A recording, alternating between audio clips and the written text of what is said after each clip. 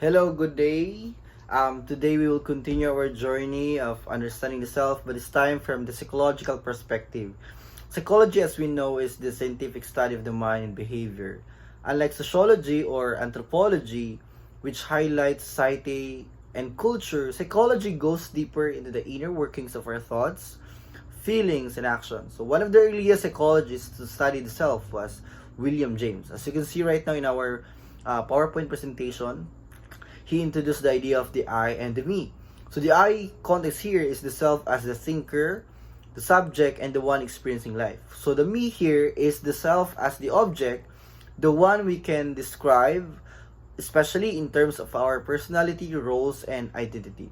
You know what? Through William James, we learned that the self is not just a single thing, but a dynamic combination of how we see ourselves and how we act in the world. So from his time until now, psychology has expanded, giving us multiple perspectives to better explain who we are as a person. Today, we will try to explore four major psychological viewpoints of the self, particularly psychoanalytic, behaviorist, cognitive, and humanistic. So let's start our discussion by explaining the role of psychoanalytic viewpoint by Sigmund Freud. So we begin with Sigmund Freud. We believe that the self is more than what we consciously know. So he said it is divided into three parts. The first one we have here, the id.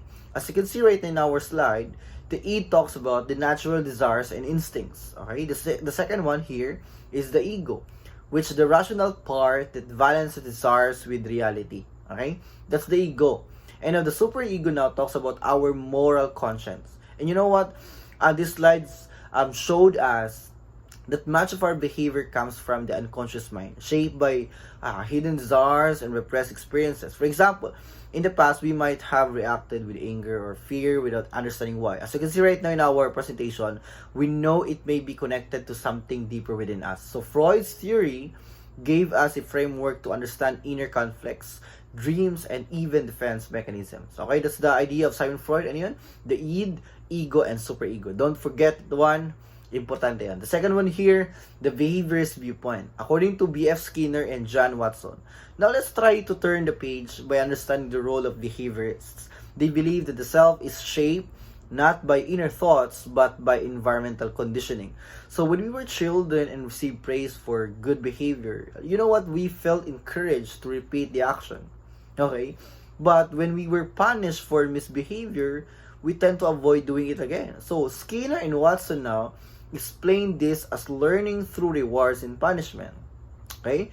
So even though we see it in action, grades motivate us to study, recognition motivates us to work harder. So the role of behaviorism reminds us that our identity is shaped by habits and experiences provided by our surroundings. Okay, that's the context of behaviorism.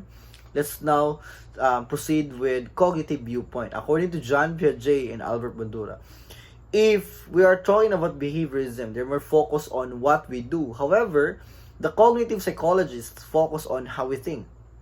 Okay, how we think is different context in understanding what we do. So Piaget studied how children grow in their ability to reason, moving through stages of cognitive development. Sino yun? Si John Piaget. However, Bandura naman introduced observational learning, where showing that we don't just learn from experience, but also by watching others, especially our parents, teachers, and even role models in media. Like, the only thing that can influence a person now by understanding Bandura's observational learning is the action. That's why in the past, many of us learned simple habits like saying thank you or excuse me by observing adults. So even now, we copy traits of people we admire. So the cognitive perspective helps us see that our self is shaped by how we process, interpret, and construct meaning from the world around us. Okay, the fourth one is the humanistic viewpoint. Kanino yan? Kay Abraham Maslow and Carl Rogers. So finally, we try to understand psychology in the idea of humanistic perspective. Unlike Freud's focus on conflict or Skinner's focus on conditioning, however, Maslow and Rogers offered an optimistic view of the self. The first one, Maslow created the hierarchy of needs. At the top is self-actualization, which means fulfilling our true potential. Okay? Pagpasok naman kay Rogers, emphasize the difference between the real self and the ideal self. So it's a different story when we try to compare the two two aspects here, the real self and the ideal self. He also said that unconditional positive regard, like acceptance without judgment, allows people to grow.